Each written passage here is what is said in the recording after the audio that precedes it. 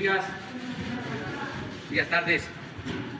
Pues vamos a dar a conocer lo que se está haciendo para el rescate de zonas arqueológicas en toda la ruta del Tren Maya, porque además de ser un medio de transporte, del desarrollo para el sureste, que ha permanecido como región rezagada, abandonada, la construcción del Tren Maya significa también la recuperación de las antiguas ciudades mayas y se está trabajando en descubrimientos, en rehabilitación de sitios arqueológicos abandonados.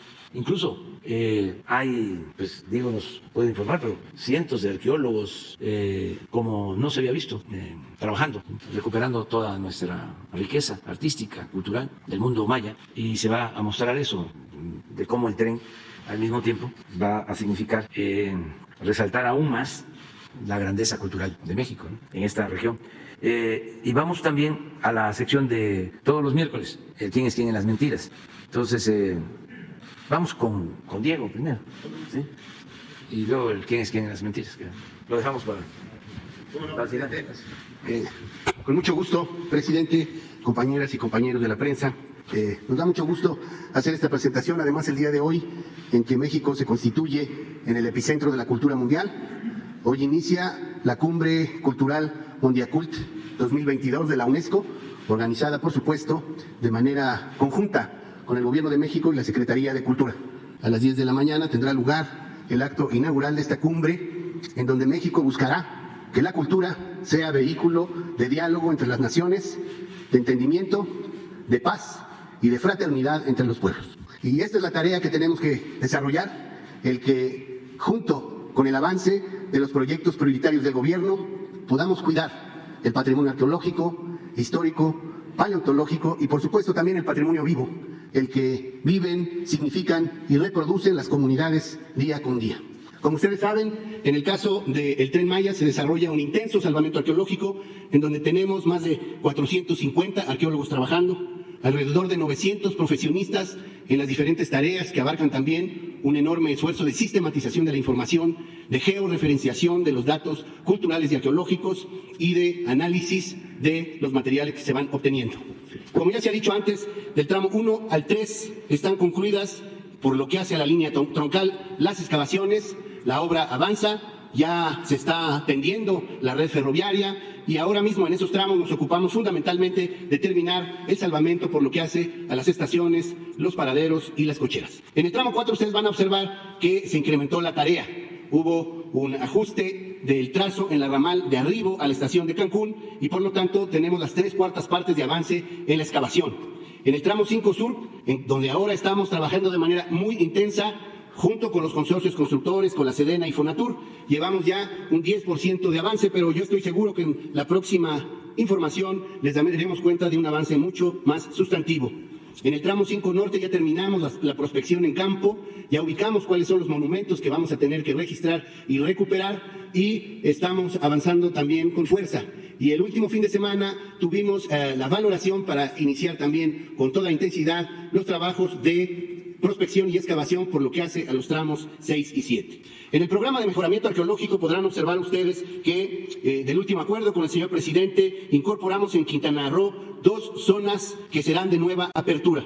Me refiero a Ixcabal, zona de la que se ha hablado ya en estas conferencias 2 o 3 veces recientemente, y Pamul 2, que es esta zona que fue registrada en 2019, que se valoró en toda su dimensión en virtud de las obras del proyecto Tren Maya y que el presidente nos ha indicado que se restauren, que se conserven las estructuras arquitectónicas de esta zona en la costa oriental de la península de Yucatán, estado de Quintana Roo, y que será una zona de gran atracción prácticamente a un lado de la línea del Tren Maya. En cuanto a la recuperación de materiales, hemos estado avanzando.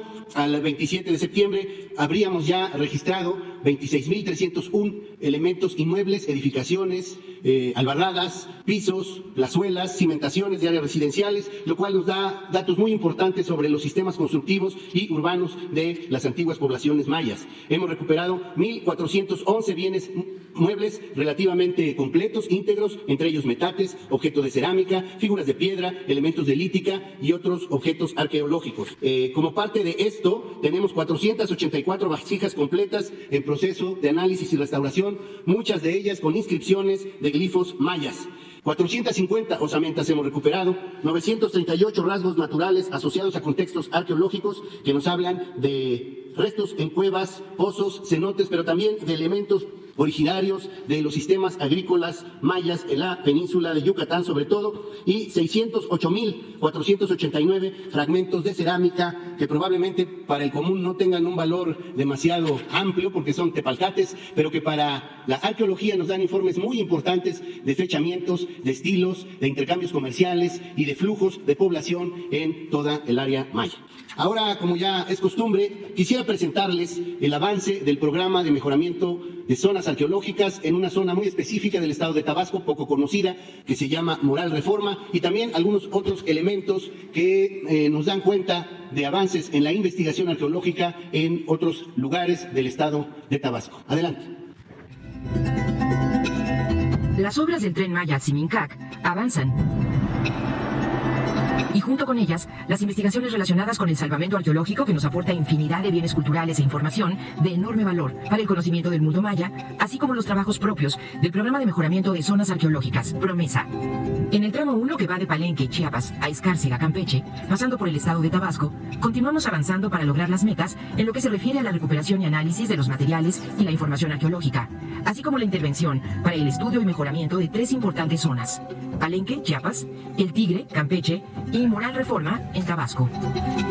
Nos referiremos ahora a las acciones que estamos llevando a cabo en esta zona, Moral Reforma, ubicada en el municipio de Balancán, que tiene un enorme potencial para la investigación, la visita y el disfrute del público en general.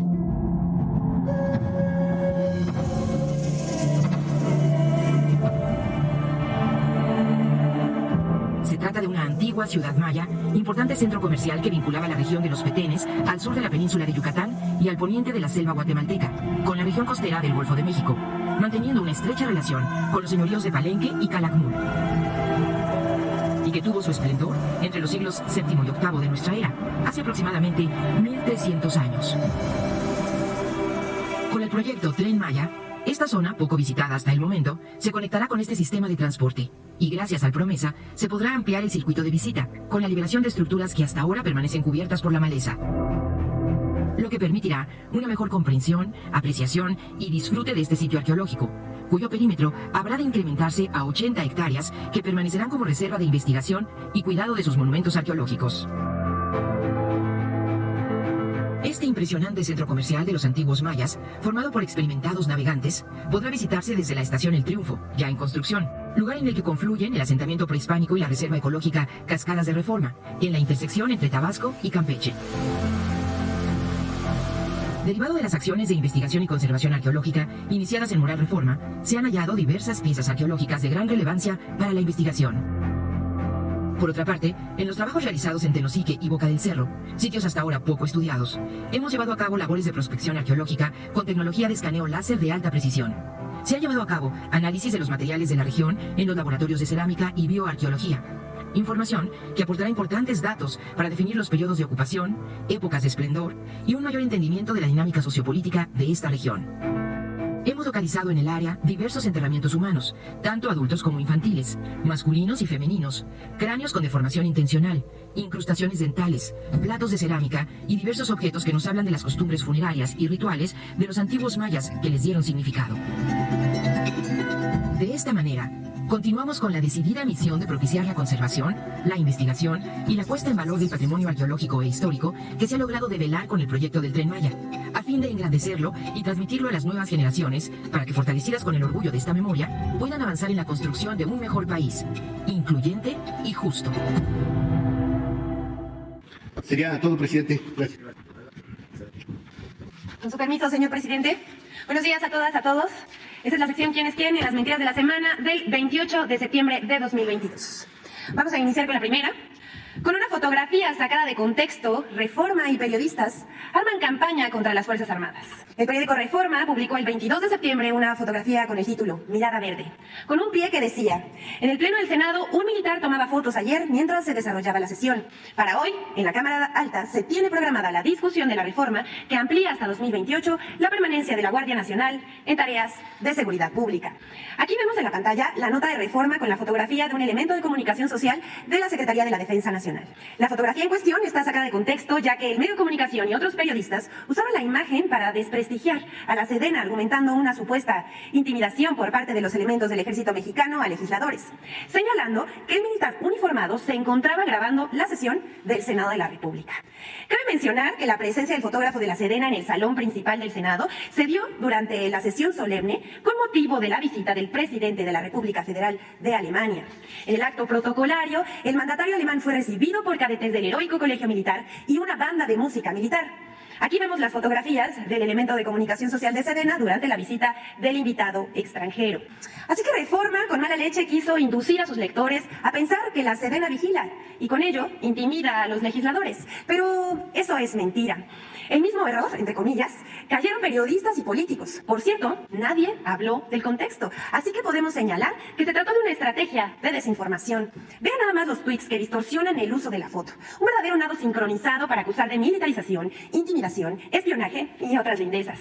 Se sumaron a esta mentira Risco, conductor de noticias del financiero Bloomberg, con retweet, por supuesto, de Denise Dresser, el periodista Jorge Alejandro Medellín de La Silla Rota, el economista Jorge Suárez, el medio digital Literal México y el director de la revista Etcétera, Marco Levario. Por suerte, por cierto, esta no fue la única lista que pudimos sacar de las redes sociales. Hay muchos otros que se pronunciaron y no desmintieron. Este tipo de ataques han sido constantes en las últimas semanas en redes sociales, programas de televisión, radios, columnas de opinión y artículos, derivado del debate legislativo sobre la Guardia Nacional y su integración a la Secretaría de la Defensa Nacional. Eso por un lado. Y por el otro, la reforma para que los militares sigan atendiendo tareas de seguridad pública hasta el 2028. En tanto, medios y representantes de la oposición lanzan sus ataques, las encuestas señalan el amplio apoyo hacia la Sedena y Marina, así como a la Guardia Nacional y sus labores de seguridad pública.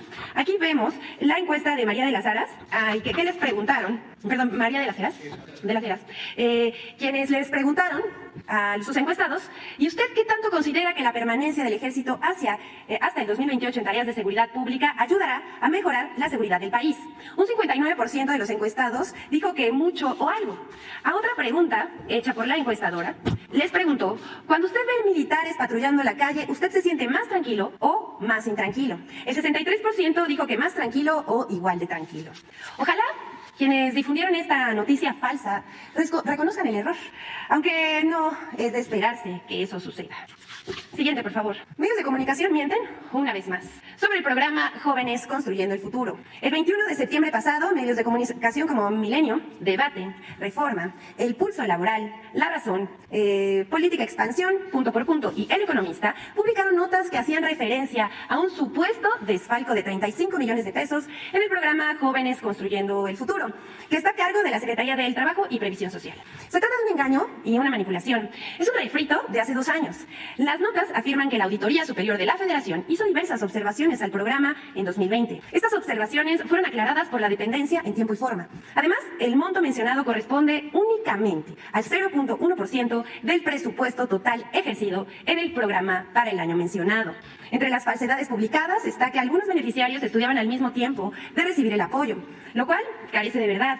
Al momento de iniciar su capacitación en el programa, ningún aprendiz se encontraba estudiando. Si la auditoría identificó algunos beneficiarios en padrones de estudiantes, se debe a que primero fueron beneficiarios de jóvenes y posteriormente obtuvieron alguna beca de estudiante o viceversa.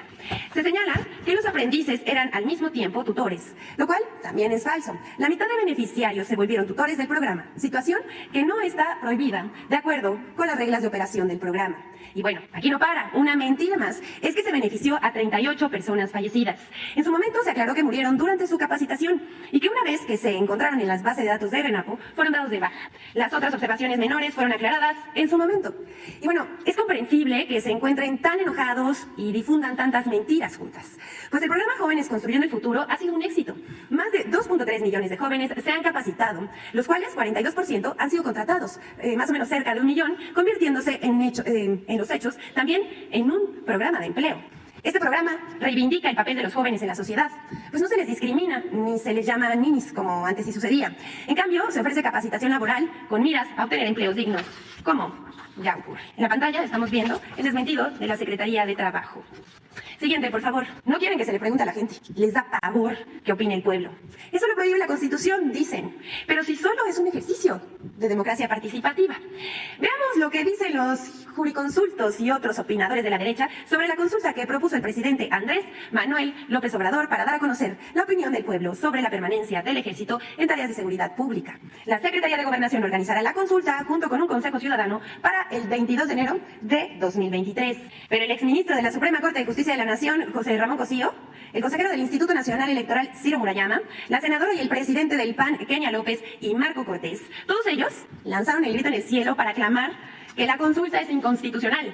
También se sumaron Julián Andrade de la revista MX, el diputado federal Juan Carlos Romero Hicks, Luis de Cházaro, coordinador de la fracción del PRD en la Cámara de Diputados, del Partido Acción Nacional, Jorge Triana, Carlos Bravo, Gabriel Cuadri, Hamlet Almaguer, Paulina Rubio, y del Grupo Plural, el senador Emilio Álvarez y Casa. También el diario Reforma y, bueno, un larguísimo etcétera opositor.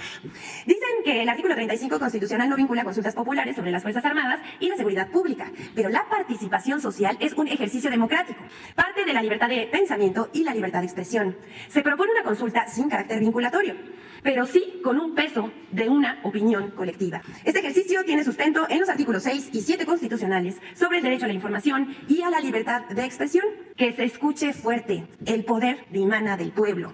Pero también, en la fracción primera del artículo 27 de la Ley Orgánica de la Administración Pública Federal, dice: a la Secretaría de Gobernación corresponde el despacho de los siguientes asuntos: formular y conducir la política interior que competa al Ejecutivo Federal y no se atribuya expresamente a otra dependencia; fomentar el desarrollo político, contribuir al fortalecimiento de las instituciones democráticas, promover la formación cívica y la participación ciudadana, salvo en materia electoral; facilitar acuerdos políticos y consensos sociales para que, en términos de la Constitución y de las leyes, se mantengan las condiciones de unidad nacional, cohesión social, fortalecimiento de las instituciones de gobierno y gobernabilidad democrática. Por eso, les dejamos esto a la reflexión. ¿Qué acaso el pueblo no tiene el derecho de opinar si está de acuerdo con que las Fuerzas Armadas permanezcan hasta 2028 en labores de seguridad? ¿Que el pueblo no tiene el derecho de expresarse sobre si la Guardia Nacional debe quedar en manos de la Sedena y continúan las Fuerzas Armadas en la seguridad pública? A su vez, la Secretaría de Gobernación tiene la obligación de promover la cultura cívica, la formación política y la participación ciudadana. O sea, que sí hay legalidad y sustento democrático para el ejercicio participativo propuesto por Andrés Manuel López Obrador, presidente de México. Pero aquí en la pantalla podemos ver lo que dicen algunos detractores. Pero les dejamos las preguntas para que no se les olviden. En el ejercicio de participación ciudadana se preguntará: ¿está de acuerdo con la acción de la Guardia Nacional y con su desempeño hasta ahora? ¿Considera que las Fuerzas Armadas, el Ejército y la Marina deberían mantenerse haciendo labor de seguridad pública hasta 2028 o que regresen a sus cuarteles en marzo de 2024? ¿Cuál es su opinión que la Guardia Nacional pase a formar parte de la Secretaría de Defensa Nacional o dependa de la Secretaría de Gobernación o de Seguridad Pública? Vamos ahora con un video que nos preparó Infodemia sobre las invenciones que han hecho sobre el futuro gobernador de Tamaulipas, Américo Villarreal, en un intento de anular ilegalmente la elección usando mentiras y noticias falsas. Recordemos que la elección para gobernador en Tamaulipas fue la de mayor participación ciudadana de las elecciones de este año, superando el 50% de participación.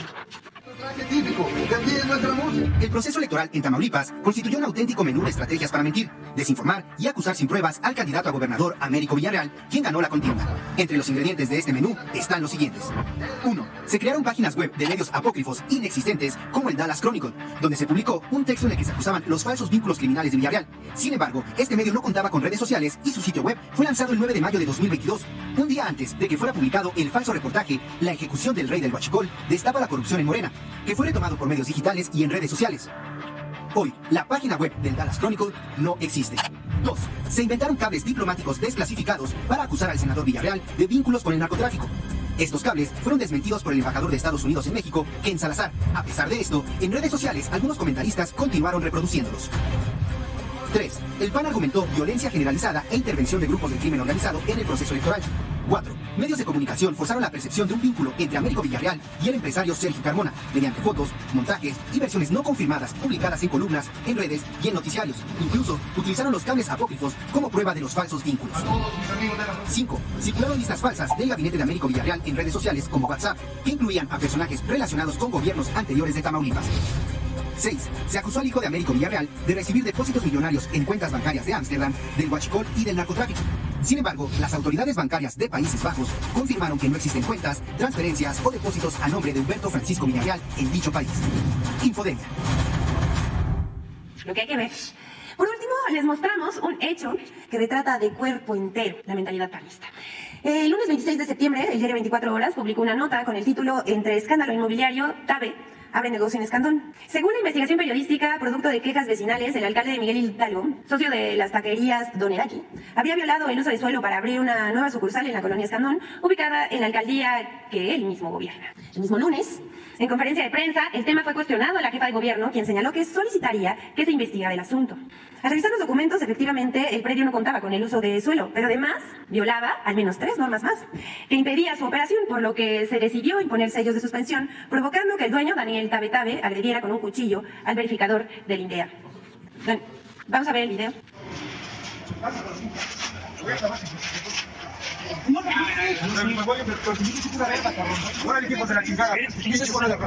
Daniel Tabe es el padre del alcalde. Ante ello, el alcalde panista publicó un tuit denunciando una campaña contra él y su familia.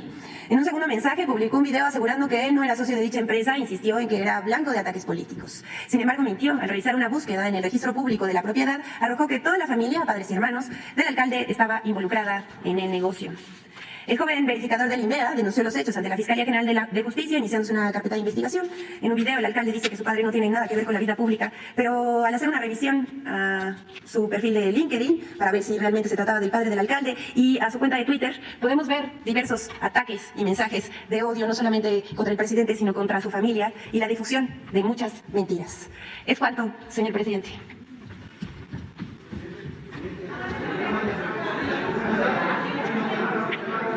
La primera fila se rifan, ¿verdad? La primera fila. Pero vámonos con la primera, toda. Está rifada. Ya. Y vemos Coahuila después. Ahora pues.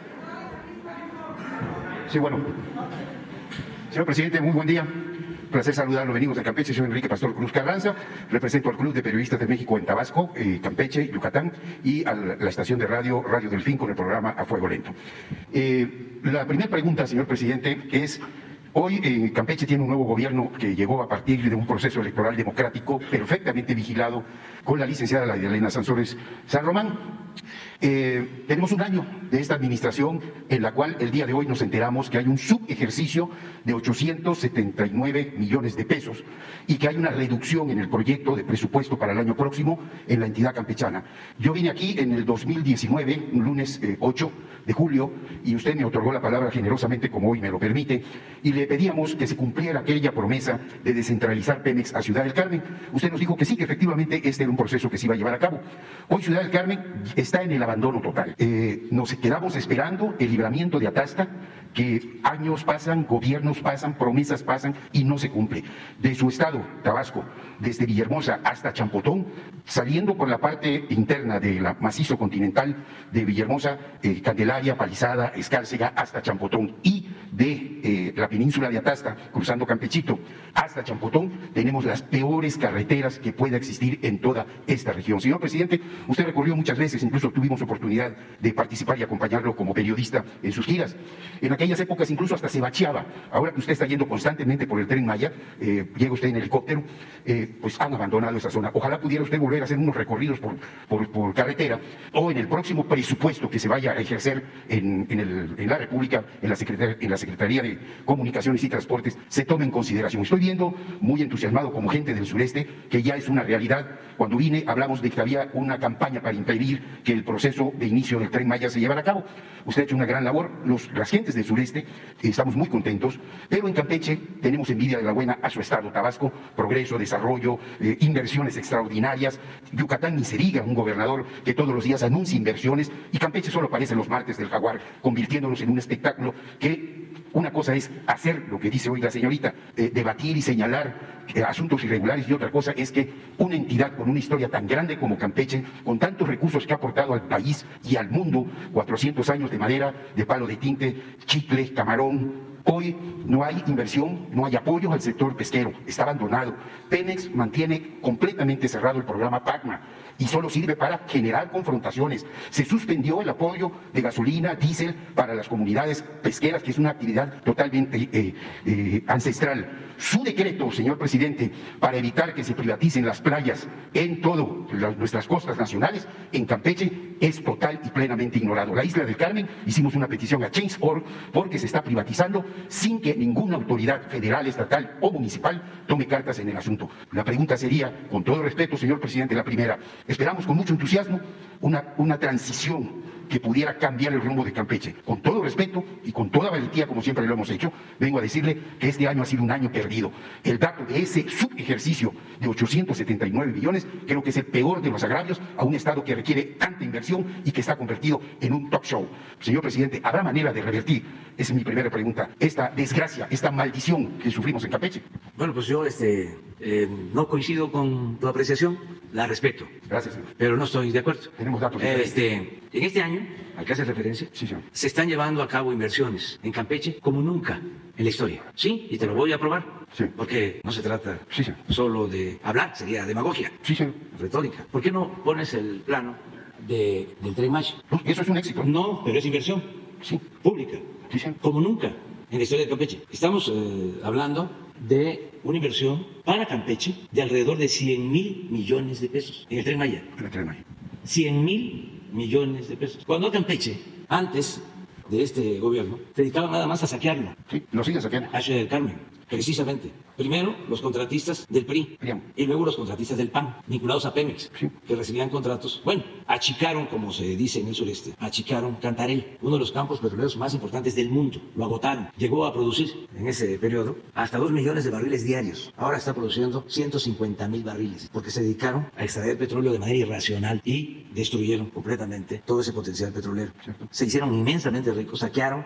Había un empresario, Oceanografía, Exacto. vinculado con un familiar del secretario de Hacienda de Vicente Fox. ¿Cómo se llama el señor? Francisco Gil. Oro Negro se llamaba la empresa. Oro Negro. Sí, señor. Sí. Bueno, durante el gobierno de Fox y de Calderón le entregaron a esta empresa como 2,000 o 3,000 millones de dólares en contratos sin licitar, ¿Cierto? asignación directa. El señor dueño de esta empresa mandaba a hacer relojes especiales para regalar a políticos del PRIAN, exactamente como tú lo mencionas, y a otras personas. Relojes que, aunque parezca increíble, cuestan $1 millón. Un reloj de $1 millón. Esa era la corrupción. No, tú traes uno igual que yo. Sí, igual que el mío. Sí. No hay que decirle a los Muriños, Es que es señor. importante todo esto. Hay Bueno, que decirle a los Muriños, Sí. la riqueza que se generó con los Muriños. Se compró de contado un equipo de fútbol de la liga más cara del mundo, que es la Liga Española. la ley española. Bueno, pero ya Exactamente. no nos metamos con los finados. Vamos a hablar de la actualidad. No, siguen vivos. Bueno. Aquí están los límites, porque somos pueblos hermanos, ¿no? Sí. Mi familia tiene que ver con Campeche, con Ciudad del Carmen. Ahí vivió un tío abuelo Capellini. mío, sí, en Campeche, cuando en Tabasco había un movimiento anticlerical, se iban al exilio. Los católicos, y el exilio era Ciudad del Carmen y Veracruz, porque Tabasco inició un proceso de una política anticlerical con educación racionalista. Era la época de don Tomás Garrido Canaval.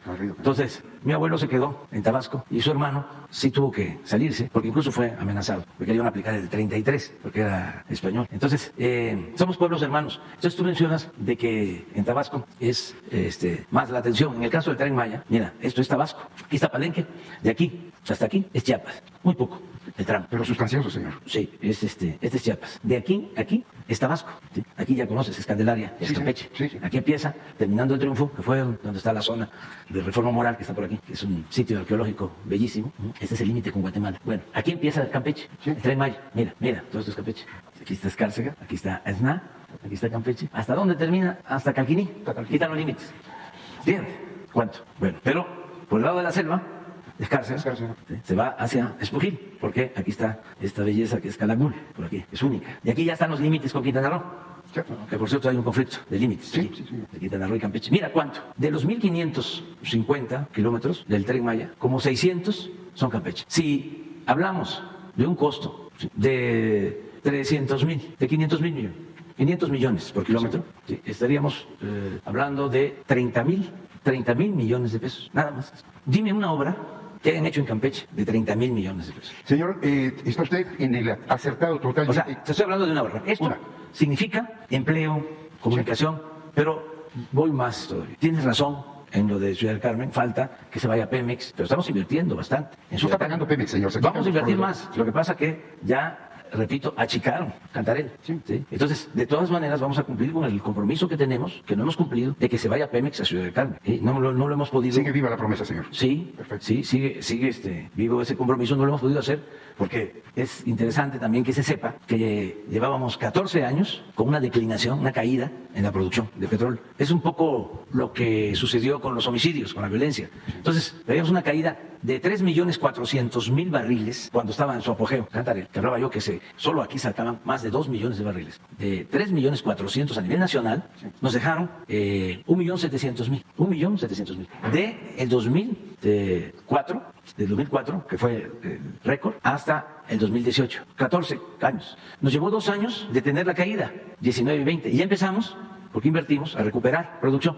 Entonces, toda esta operación nos llevó tiempo y por eso se retrasó el traslado de Pemex a Ciudad del Carmen, pero se va a cumplir. Correcto. Pero te voy a dar 2 datos más. Mira, toda esta zona, Campeche, desde luego por el petróleo, Ciudad del Carmen, ¿no?, creció mucho. Y toda esta zona, incluyendo la ciudad, que es bellísima, fue atendida por los gobernantes. Esta es una de las ciudades más bellas de México, el malecón de Campeche. Desde luego es la ciudad amurallada.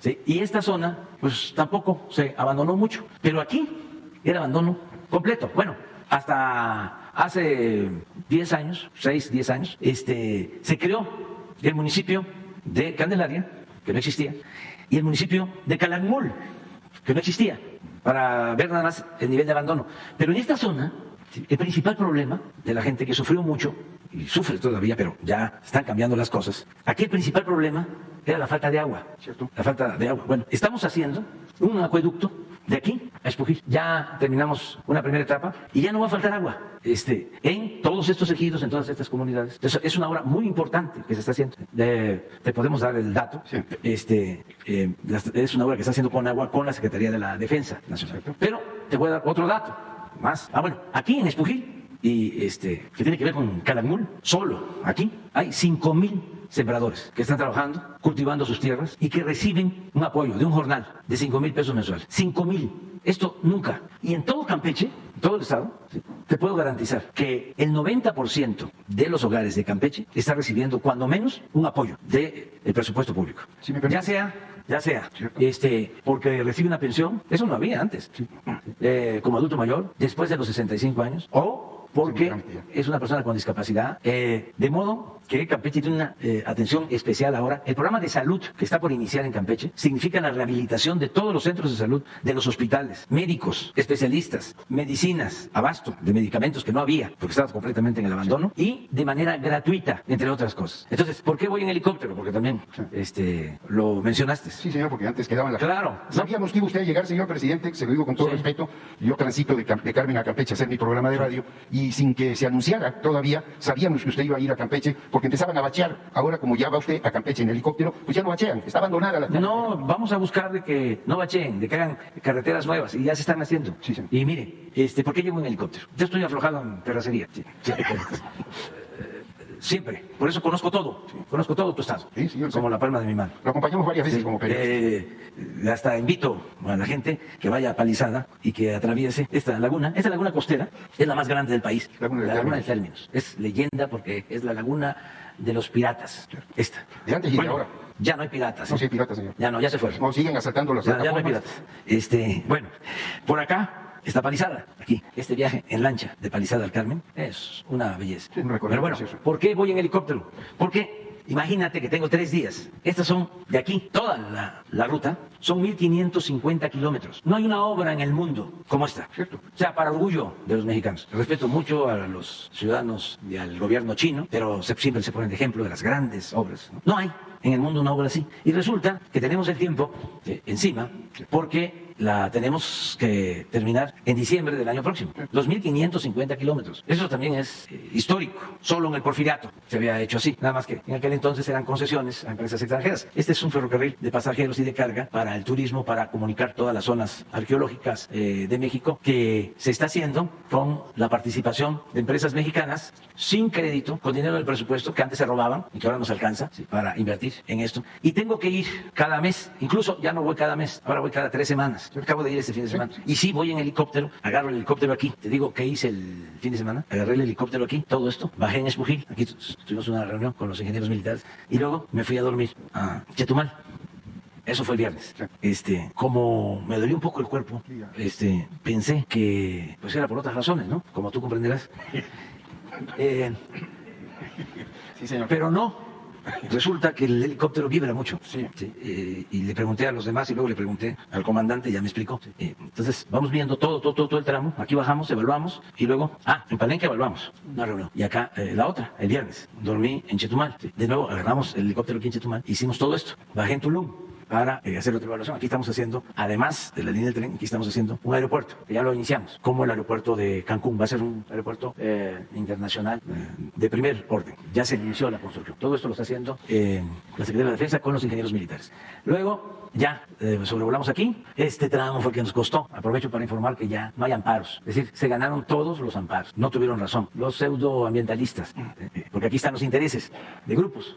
Ese señor que fue de la Corte, Cosío, Claudio X González, todos los que promovieron los amparos, pues ya no. Entonces hicimos esto, bajamos aquí en Cancún, evaluamos, porque aquí además estamos haciendo una obra de un puente de más de 10 kilómetros sobre la laguna de Cancún para comunicar la zona hotelera y otras obras. Y ese mismo sábado sobrevolamos todo esto hasta Mérida. Eso fue sábado. Sí. Aquí hicimos reunión en Mérida, evaluamos en Mérida, que aprovecho también para comentar de que se están llevando a cabo obras en Mérida. Hay un lugar que se llama La Plancha, que era la antigua estación del ferrocarril, como 12 hectáreas, y se está reconstruyendo. Participa el gobierno del Estado y participa la Secretaría de la Defensa. Es una obra muy importante. Y de aquí salimos el domingo, ¿sí? Hicimos todo esto, y aquí entramos de nuevo al Campeche, te decía yo, todo esto, de nuevo, para supervisar. Es un tramo que lo tiene la empresa Carso, va bien, va avanzando, muchísimo trabajo, ya no hay camiones de volteo, muchísimo trabajo, todo eso. Y de aquí, ya, nos fuimos a Xochicalco, de aquí a tomar el avión. Entonces, eso fue mi fin de semana. Entonces, cuando dices el helicóptero, sí, pero si no lo hago así, no, superviso completo.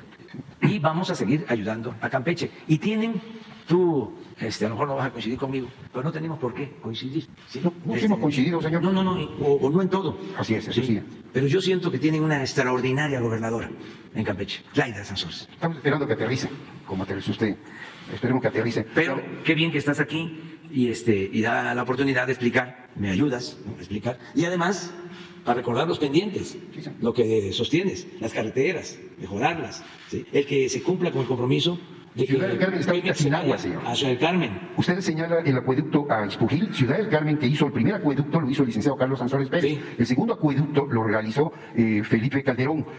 Lo inaugura Peña Nieto, y periodísticamente nosotros hicimos el reportaje y denunciamos que le conectaron una pipa de agua para engañar, una obra falsa totalmente, y hasta la fecha no funciona. Es un acueducto que no funciona. Por eso nosotros pedimos el libramiento de Atasta. Se ha hecho gestiones por diputados, por senadores. Pedimos que se active esa circunstancia de agua potable. Estamos a 1 metro sobre el nivel del mar y carecemos de agua potable en Carmen. Tenemos totalmente invadido un auténtico cementerio de todos los barcos de oceanografía, independientemente del tema de oceanografía y extrabajadores, que no ha sido atendido. Y sí quiero puntualizar esta gran obra del Tren Maya, que lo hemos manifestado, porque el último tramo que se construyó en la historia ferrocarrilera del país se hizo durante el gobierno de Miguel Alemán Valdés. Estamos hablando de más de 60 o 70 años. Entonces sí valoramos esto, señor presidente. Por eso, después de tanto que ha aportado Campeche, 400 años de palo de tinte, camarón, petróleo, chicle, etcétera, pues no podemos aceptar un destino como el que hoy tenemos. Está rodeado de un gobernador eficiente, trabajador, como es el de Yucatán. El progreso y la ventaja de tener un presidente mexicano, nacido en Tabasco, un secretario de Gobernación, nacido en Tabasco, y pues Campeche. No, Campeche se va, ¿no? Eso queremos que debe. Hasta las 9. Eso. Ok, señor. Muchas gracias. Era la primera pregunta. La segunda rápida, esta sí, es con respecto a que señala la señorita Vilchis, y a mí me parece, coincido con ella, de que hay una campaña permanente de los consorcios y medios que representan no el ejercicio de la libertad de expresión, sino los intereses intereses que convergen y que el día que se descubrió que hacer periodismo era uno de los más grandes negocios, dejó de haber auténtica libertad de expresión, por lo cual los periodistas que actuamos independientemente o tenemos medios que nos permiten hacer periodismo, somos objeto de persecución. Mañana vamos a tener evaluación en el mecanismo de gobernación después de 4 años en que hemos estado abandonados. Yo le pido, señor presidente, con su atribución, que ojalá pueda usted dar instrucciones para que el mecanismo para la protección de defensores de derechos humanos y periodistas funcione como debe funcionar y no como un ente burocrático. Somos el país que más cantidad de periodistas han sido asesinados, pero además el 100% de los periodistas somos del interior de la República. El escándalo, la confrontación, los señalamientos es aquí en la capital, pero los muertos los estamos poniendo nosotros, señor presidente. Sí, se lo agradeceré. Nada más te claro algo, sí, porque es importante. No vamos aquí a debatir sobre el número, sí, sean 10 o 20, uno, sí, no, eso no. Nada más que no hay uno, ¿sí?, un periodista reprimido y mucho menos asesinado por el Estado, como era antes. Esa es la pequeña diferencia. Sí hay, lamentablemente, periodistas asesinados, pero no hay periodistas asesinados por el Estado, ¿sí?, como era antes. O sea, porque van a Europa, ¿sí?, o nuestros adversarios conservadores se dedican a decir de que se asesinan a los periodistas. Aquí se garantiza la libertad de expresión y el Estado no reprime, el Estado no viola derechos humanos. Eso es lo único. Y sí tenemos la obligación con los periodistas y con todos los ciudadanos mexicanos, con todas las personas, con todos los seres humanos, de proteger la vida, porque el principal de los derechos humanos es el derecho a la vida, y eso lo estamos haciendo. Muchas gracias. Adelante.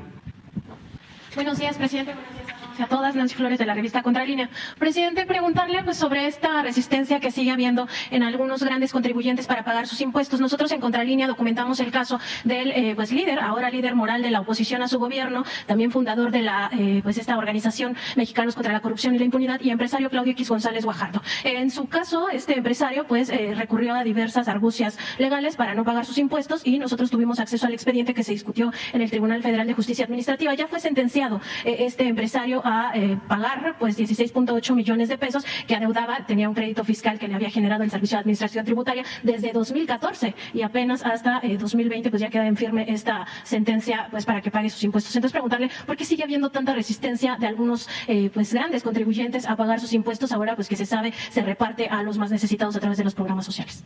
Bueno, hay resistencias porque imagínense cuánto tiempo con privilegios fiscales. Antes no pagaban, o si pagaban les devolvían los impuestos. Esto hay que decirlo, aunque moleste. No pagaban impuestos los grandes empresarios, corporaciones, iba a decir grandes contribuyentes, porque así se les considera en Hacienda, pero está mal, o estaba mal llamarles así, porque no contribuían los grandes contribuyentes.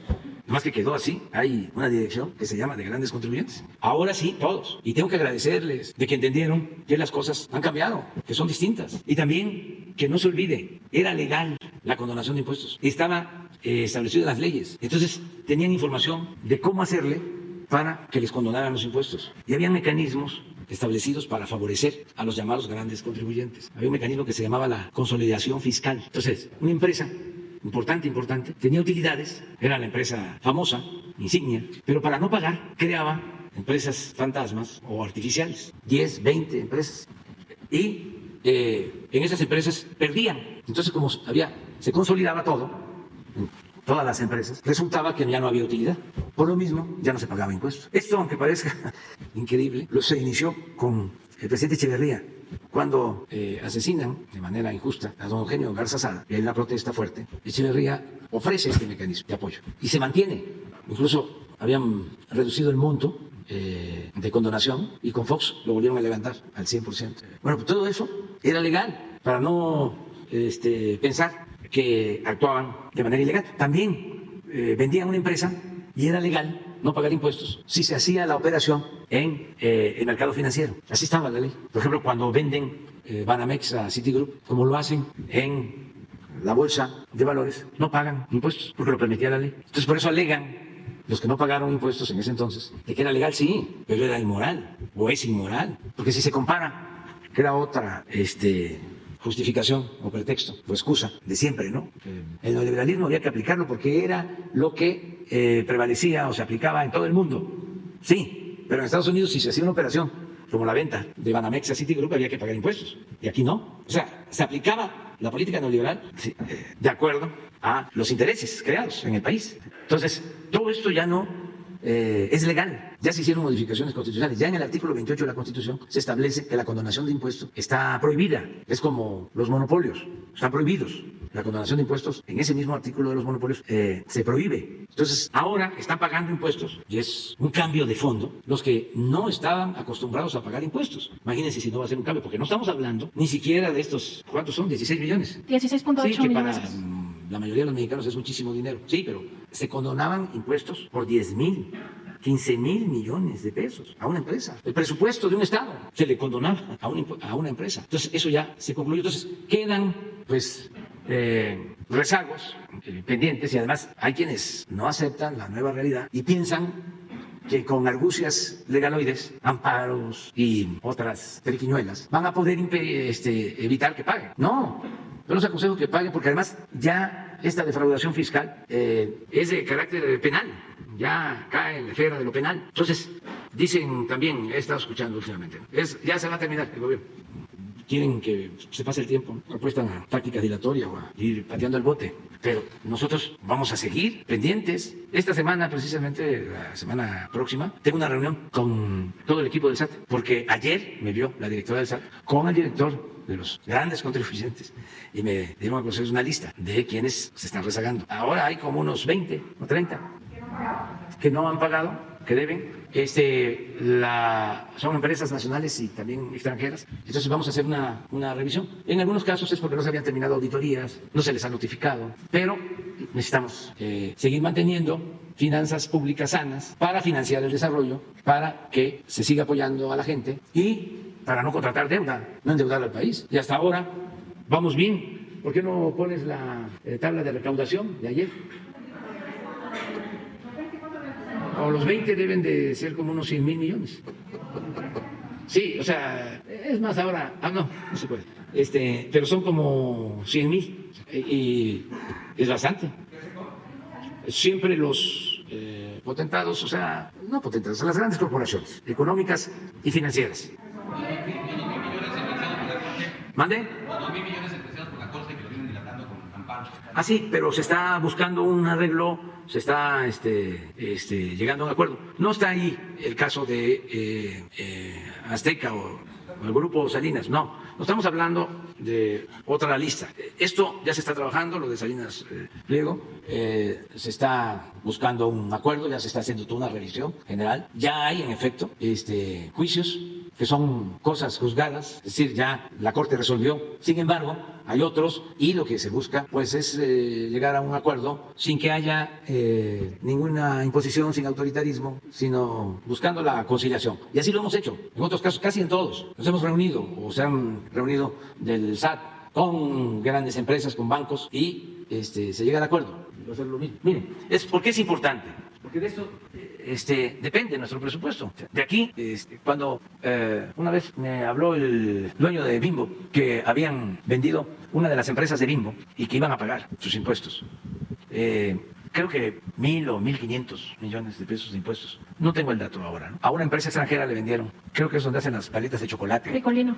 Ricolino, sí. Y le platicaba de que ese dinero, ¿sí?, era el equivalente a 1,000 millones que estábamos destinando, que se destinaron este año para caminos en las zonas más pobres de Guerrero, en la zona más pobre de Guerrero, que es la montaña. Te digo, pues los 1,000 millones son 1,000 millones para caminos. Entonces, para eso es el presupuesto. Antes, pues en un ambiente de corrupción y de complicidades, se podía decir, ¿cómo voy a pagar si se van a robar el dinero en el gobierno?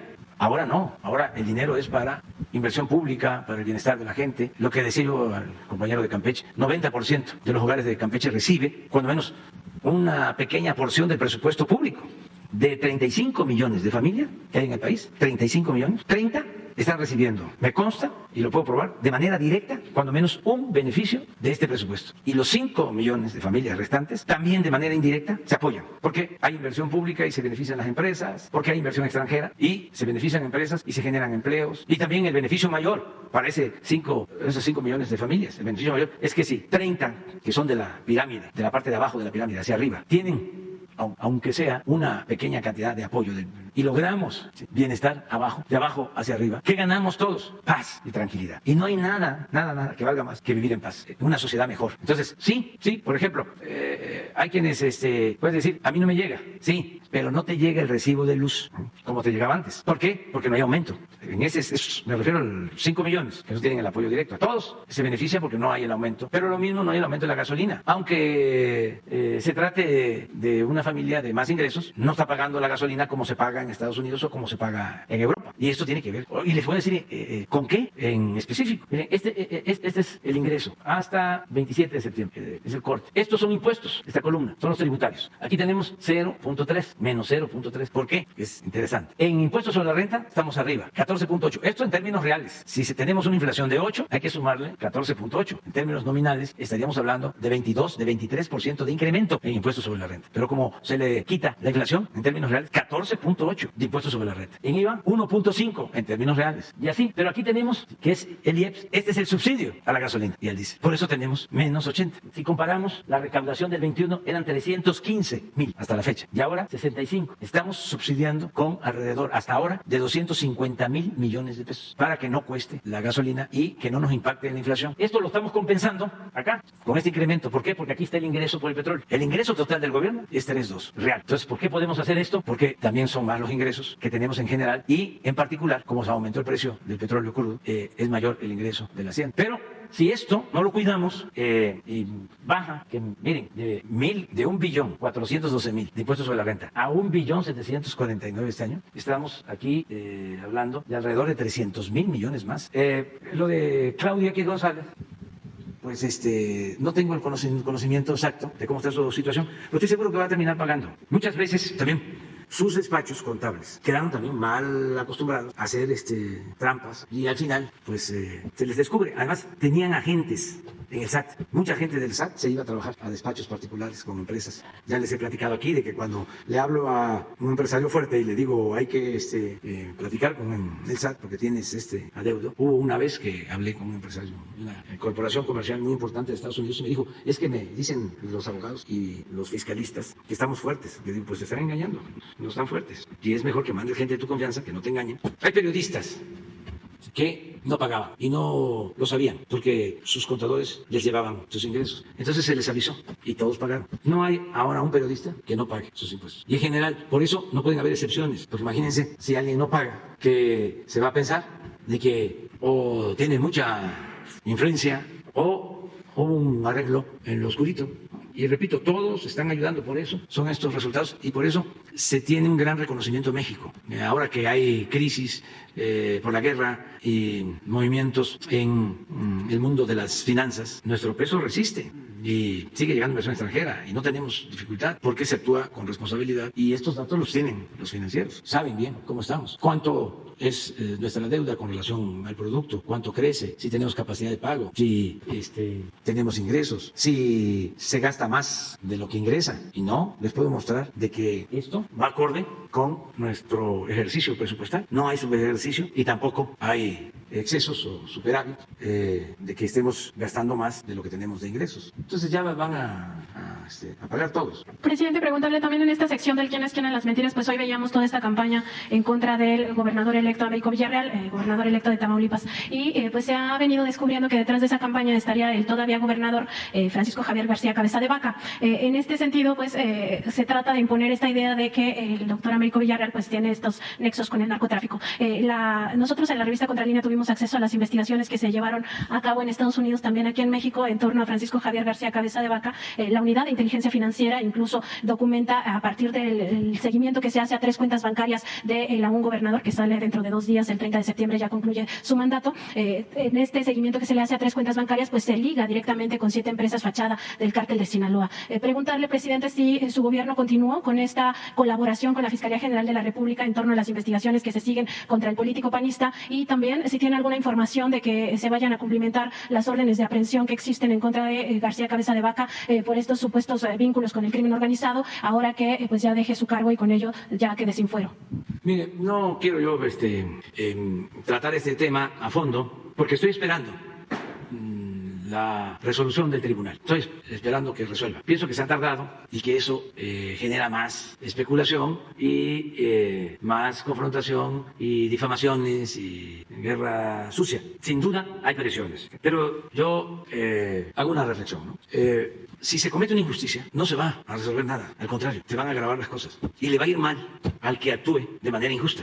Ya no son los tiempos de antes. Ojalá y sirva este llamado. No se pueden fabricar delitos. Esto aplica por parejo. Ya no es el tiempo de antes, en que desde el Estado se fabricaban delitos, se inventaban hechos. Como, por ejemplo, no era delito grave la corrupción, y era por lo que se debía acusar a una persona, pero como no era delito grave, se le acusaba de lavado de dinero, que sí era delito grave. Pero a lo mejor, como dicen los abogados, no se tipificaba lo del delito de lavado de dinero, pero ya había consigna y a la cárcel. Eso ya no se puede y no se debe. No se puede fabricar delitos, no por consigna. Imagínense en estos tiempos. Además, nosotros, en mi caso, y ojalá y se comprenda, para que no exijan que me quede callado, yo que padecí, y no personalizo, hablo en plural, que padecimos de tantos fraudes. Imagínense, si ya estando como presidente, me voy a quedar callado si veo un fraude. Claro que no.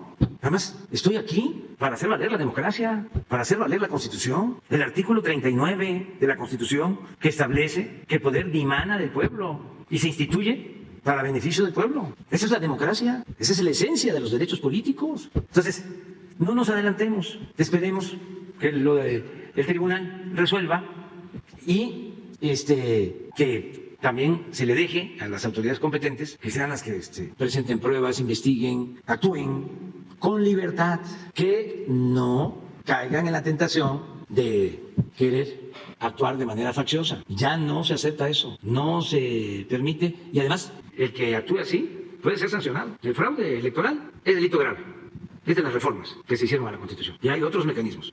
Entonces vamos a esperarnos. Mi opinión ya la he expresado, conozco al doctor Américo Villarreal, lo considero un hombre decente, un hombre recto, nada que ver con mafias, ¿no?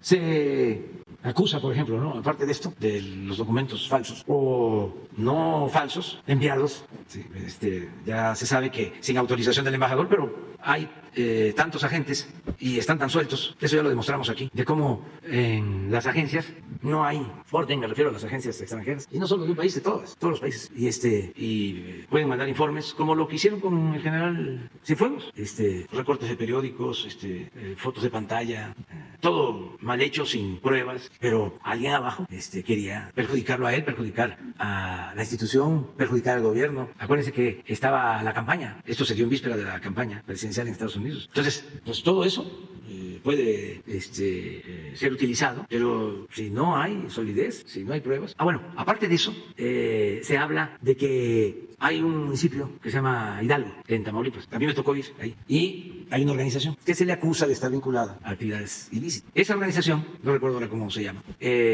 apoyó la campaña del doctor Américo. Yo he ganado ahí y ganó el PAN y ganó el PRI. O sea, fue muy interesante porque hago una gira por esa zona, son como 4 municipios, es en la carretera que va de Victoria a Monterrey. Entonces llego, pues como era antes y como nos tocó ir a todos los pueblos. Y llego a un pueblo y como 5 personas en un parque.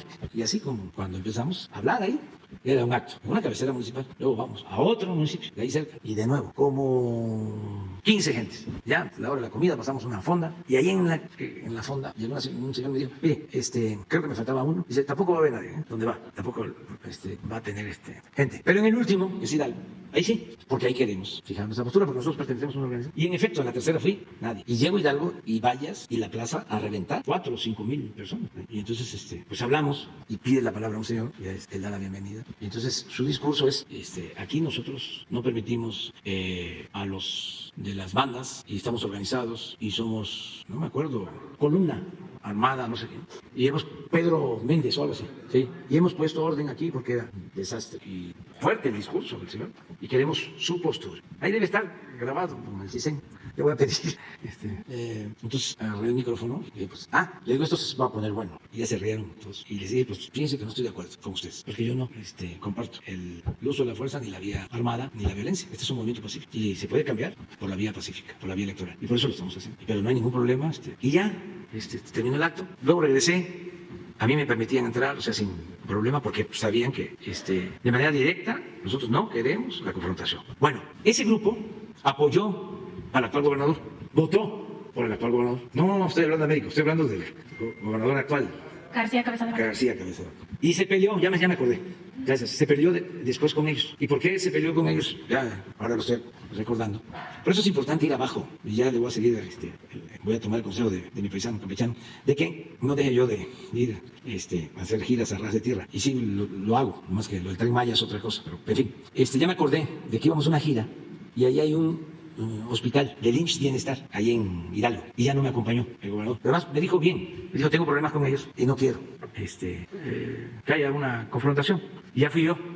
Esto fue como, pues en el 19, porque yo hice un recorrido por todos los hospitales del IMSS Bienestar antes de la pandemia, con la idea esta que ahora estamos aplicando de levantar los servicios de salud pública. Entonces, ya tenía diferencias. Entonces, los que votan ahora por Américo Villarreal, pues son los mismos que votaron por él.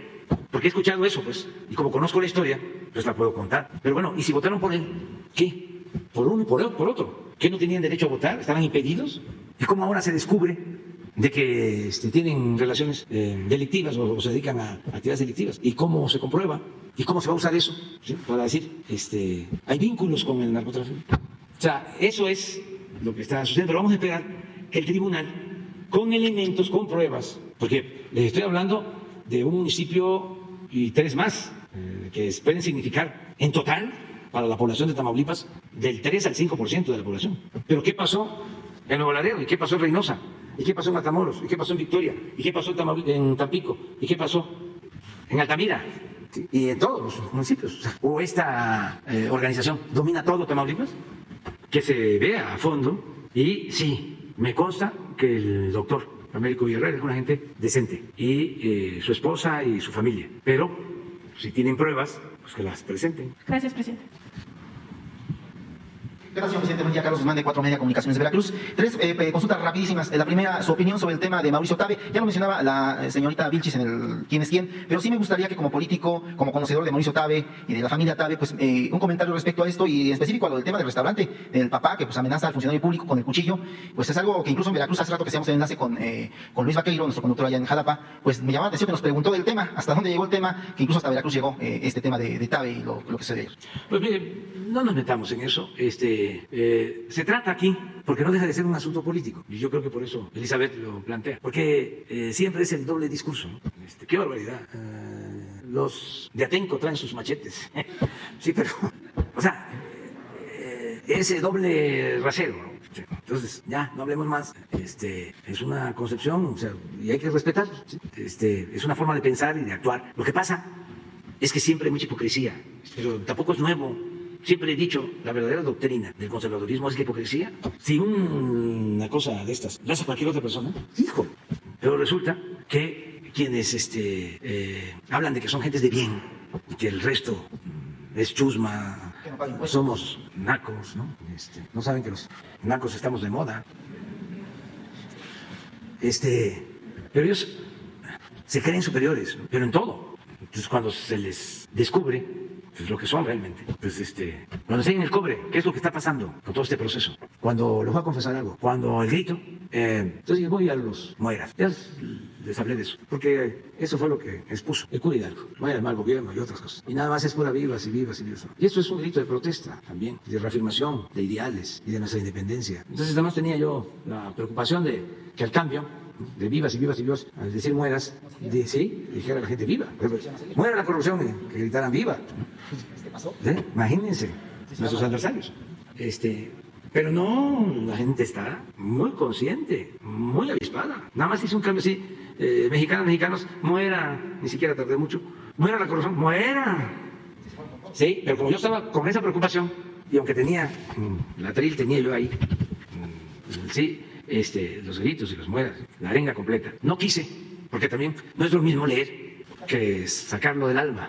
¿Sí? Entonces, cuando termino el muera, muera la corrupción, por mi preocupación esta de que empiecen a contestar viva, ya cuando veo que, de todas maneras, yo tenía en la cabeza decir, muera la avaricia, porque también usó la palabra Hidalgo, y es muy certera. Es un término, es un concepto que tiene que ver con el que solo se preocupa por él, no le importa el prójimo, el semejante, no les importan los demás, pero se me va, así en ese instante. Entonces, muere el clasismo, lo sustituyo. Y es también un término, un concepto muy profundo, más de élite, me refiero en cuanto a comprensión. Y yo siempre procuro hablar más al pueblo. Y ya, bueno, muere el clasismo, ahora estoy contento, porque aun cuando la definición de clasismo tiene que ver con discriminación y es más compleja de entender, ayuda, ¿no? Es una contribución para la politización ciudadana. Y existe el clasismo, esa discriminación, sentir que se pertenece a una clase superior. Y al otro, pues ese no se me podía pasar, porque ese es otro de los males que aquejan a nuestro país y al mundo. Muera el racismo y que vivan los pueblos indígenas y que viva la grandeza cultural de México. Les voy a poner algo que tiene que ver con el racismo. Vean que no es nada más México, que tiene que ver mucho con el mundo, que son de las cosas que se tienen que seguir combatiendo y que tiene que ver con América Latina y muy vinculado al conservadurismo, mucho. Hay un mensaje en redes sociales de una señora que se refiere de manera despectiva, discriminatoria, racista a la vicepresidenta de Colombia, que es afroamericana. Fíjense esto. Esto, aunque existe en México, se parece más cuando se trata de comunidades de pueblos indígenas, no afroamericanos. Y no he visto una expresión así tan fuerte, afortunadamente. He visto expresiones fuertes en contra de los pueblos originarios. Pero van a ver esto. Entonces, hoy que están reunidos todos los secretarios de Cultura, que les enviamos un saludo a las y los secretarios de Cultura de casi todos los países del mundo, se logró que vengan quienes incluso tienen conflictos con la idea de que la cultura permite la reconciliación y la paz. Oye, muy importante, lo está promoviendo la UNESCO. Nuestro representante en la UNESCO es Bremer, Juan José Bremer, que fue director de Cultura. En ese entonces no había secretario de Cultura, pero él era el equivalente, ¿no? Como subsecretario de Educación. Sí, subsecretario de Cultura en la Secretaría de Educación. Sí, Juan José Bremer, que es nuestro representante en UNESCO, ayudó, y la secretaria de Cultura, Alejandra Frausto. Yo no voy a poder asistir, da mi representación Beatriz, que pues trabaja en la investigación cultural, pero a ver si está. A ver, miren esto, pero ponle volumen. Mira, a ver si quiere lo leo y luego lo escuchamos, porque es muy colombiano. En su habla, nosotros. Fíjense lo que dice la señora Francia Márquez, que es la vicepresidenta, es un simio, puede tener un negro. Los negros roban, atracan y matan. Esto fue lo que dijo la señora, lo demás es una interpretación. Pero fíjense eso. A ver, pongan el video. El simio ese que porque puso 1 millón de votos se considera la raca al paseo. Ahora es simio, los simios gobernando. Con ese simio, ¿quién te refieres? A Francia Márquez. Ah, ok. A Francia Márquez, es un simio. ¿Por qué simio? ¿Qué educación puede tener un negro? O sea, para ti los negros no estudian. Los negros roban, atracan y matan. ¿Qué educación tienen? Los blancos no. No mucho. No, la mayoría son los negros. ¿Cuál saliste hoy a manifestarte? ¿Te parece que no se debe manifestar? Cuando se van a acabar las EPS, cuando un guerrillero nos está gobernando, ¿te parece bonito Venezuela? ¿Te parece bonito Venezuela que está regida por el cartel de los sobres y ahora que Diosdado Cabello es un santo igual a Petro? Diosdado Cabello, ¿sabes cuál es el convenio de Río de Janeiro? Volver a América Latina comunista. ¿En qué país del mundo? Empezando por Alemania, triunfó el comunismo. ¿No le tocó a la Alemania capitalista reconstruir a la comunista? ¿En dónde ha surgido y por qué es tan bueno para ti el comunismo? ¿En qué país del mundo surgió la idea de que el comunismo es bueno? Empecemos por Alemania. A Alemania le tocó reconstruir y todos los pobres. ¿Tú en qué trabajas? Yo soy tecnóloga de la tarea. Ok. Y amo a Álvaro Uribe, Álvaro Uribe al sombrero, el mejor presidente que tuvo Colombia. ¿Por quién votaste estas elecciones? En las elecciones voté por Rodolfo. ¿Cómo es tu nombre, perdóname? Esperanza Castro. Las palabras de la señora Esperanza Castro. Los negros no pueden gobernar porque es que los negros no estudian. Hágame el favor, los negros son brutos de nacimiento, los negros roban, según la señora Esperanza Castro, para que ustedes lo tengan claro. Busquemos la reconciliación con la cultura. Muy bien, ¿ya? Consulta. Morena efectuó elecciones hace algunos días. Hubo una modificación que se buscó hacer, desconozco si finalmente se hizo, en la cual planteaban de que los funcionarios que quedan en Morena también pudieran ser funcionarios públicos. Usted ha estipulado una y otra vez que usted pidió licencia para ser presidente, que no se mete en temas de Morena. Es preguntarle su opinión al respecto, si no es una contradicción el que finalmente los estatutos se busquen modificar en Morena, un partido que usted fundó, y que finalmente estén haciendo prácticamente lo contrario que usted está haciendo aquí como presidente de la República. No conozco el fondo. Yo creo que si no se utiliza el dinero público, todos los servidores públicos pueden pertenecer a un partido. Si no utilizan bienes públicos, porque el presupuesto no es de un partido, el presupuesto es público, es dinero de todo el pueblo, es de todos el presupuesto. Antes a nosotros nos tocó, padecimos mucho, porque si una comunidad manifestaba simpatía, votaba por nosotros, no les daban nada. Cuando repartían las despensas, se las entregaban a los militantes del partido en el gobierno.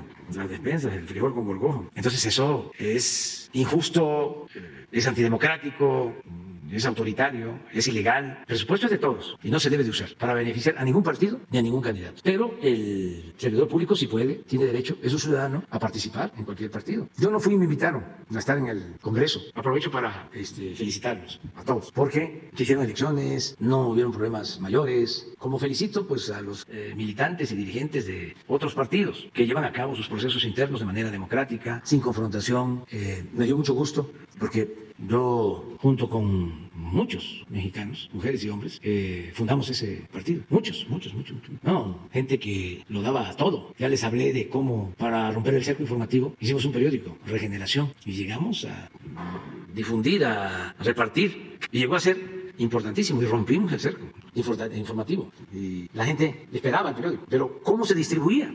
Porque pues se pueden tener 5, 10 millones de ejemplares, pero ¿cómo se distribuye? Con voluntarios, con gente con convicción.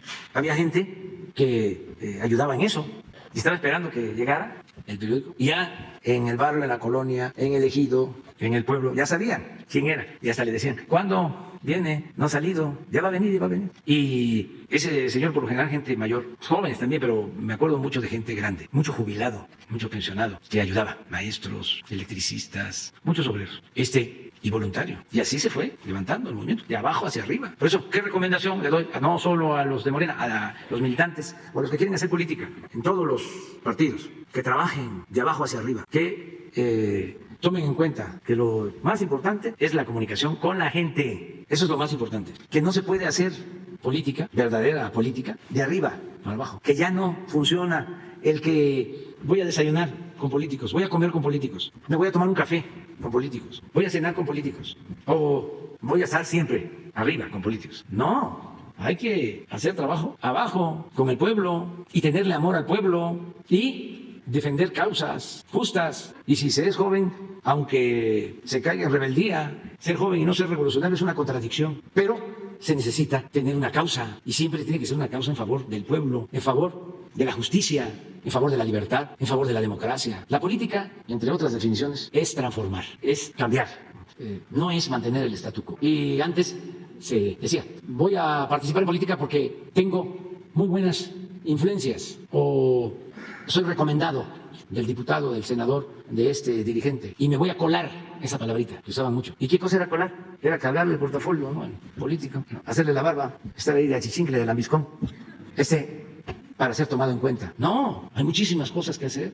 Sí, porque terminando yo la presidencia, me retiro de la política por completo. Ya lo he dicho muchas veces, hay quien no lo cree, pero soy un hombre de convicciones, ya lo tengo definido, me retiro, en definitiva, dejo de tener comunicación con políticos, con dirigentes, no participo en ningún acto, ni en México ni en el extranjero, no voy a aparecer en ninguna reunión, no voy a dar ninguna opinión en redes sociales, nada, absolutamente. Voy a dedicar a escribir y no voy a publicar año con año, no. Creo que mi primera publicación después de que yo me vaya va a ser en unos 3 años, 4. Y es un libro que quiero hacer sobre el pensamiento conservador en México, que me va a llevar tiempo además. Entonces, sí soy miembro y soy fundador de Morena y tengo licencia y sí me da mucho gusto el que hayan celebrado su congreso y se haya renovado la dirección y los quiero mucho a los militantes de Morena, muchos los quiero y los admiro, mujeres, hombres que me han venido luchando de tiempo atrás. Ahora, me vinieron a ver los bichir, antier. Vino el papá, la mamá de Demián,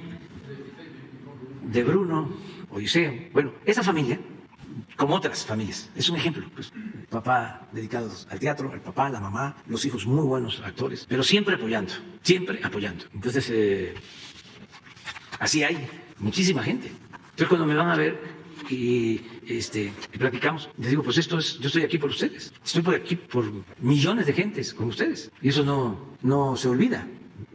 Y así muchas personas que construyeron esa organización que es Morena, y yo les deseo pues que les vaya muy bien, que les siga yendo muy bien, hay gente muy buena, y así como sostengo de que para los jóvenes que quieran hacer política, que no le den la espalda al pueblo, que no se les endurezca el corazón, que nada humano les sea ajeno, así, también otra cosa, para los partidos, para todos los partidos, la única manera de que un partido tenga buenos resultados es, desde luego, que siempre cuente con el pueblo. Es como los gobiernos, hay que estar mirando al pueblo, siempre al pueblo. ¿Se acuerdan aquello de que decía Clinton cuando la campaña? Decía, la economía, una palabra fuerte, pero estúpido.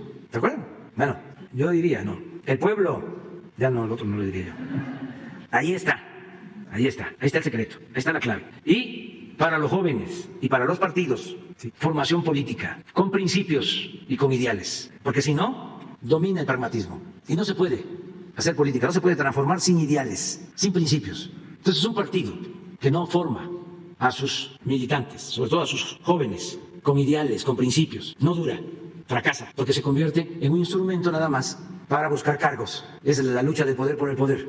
Y eso el pueblo no lo acepta. Se necesitan ideales, se necesitan principios. Si no se vuelve, pues, un agrupamiento de ambiciosos vulgares. Un partido. No. Tiene que haber principios, tiene que haber ideales, se tiene que luchar por eso. Ahora me dio gusto también saber que en Morena están destinando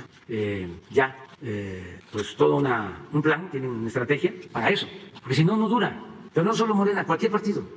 Tiene que haber ideales. Una doctrina, sea de derecha, sea de izquierda, pero una doctrina. ¿Qué es lo que nos mueve? Pues eso es lo que nos hace caminar, una utopía, un ideal, una doctrina, eso es. ¿Qué cosa fuera la masa sin cantera? Un amasijo, ¿no? Dice nuestro amigo Silvio. Por cierto, un abrazo a todos los cubanos de la isla y ojalá salgan bien, porque les pegó el huracán y les afectó su sistema de energía eléctrica, pero estoy seguro que van a salir adelante. Si se requiere, sí. Si ellos consideran que podemos ayudar, lo hacemos. Es un pueblo que siempre ha sido muy solidario con nosotros. Somos hermanos con el pueblo de Cuba y no podemos desatendernos. Siempre vamos a estar ahí ayudando en todo lo que podamos. Bueno, nos vemos.